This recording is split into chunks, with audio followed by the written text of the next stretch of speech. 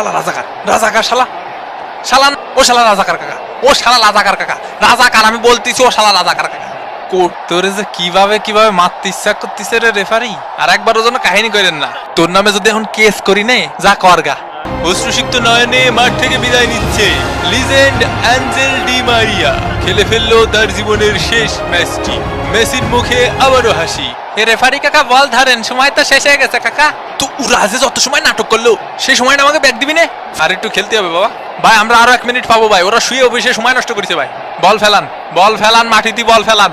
না না বাসি আমি বাজাতে দেবো না মাটিতে বল ফেলান আগে লিগাল 1 মিনিট পাবো লিগাল আরে কি রাড়া খেলবো রে কি রাড়া খেলবো হ্যাঁ এর সাথে কি খেলবো তা কানের কাছে ব্যাক করলে বল ছাড়বো কিভাবে জাগায় যাও এ কাকা খেলা হলো শেষ হয়নি কাকা আরো খেলতে হবে কাকা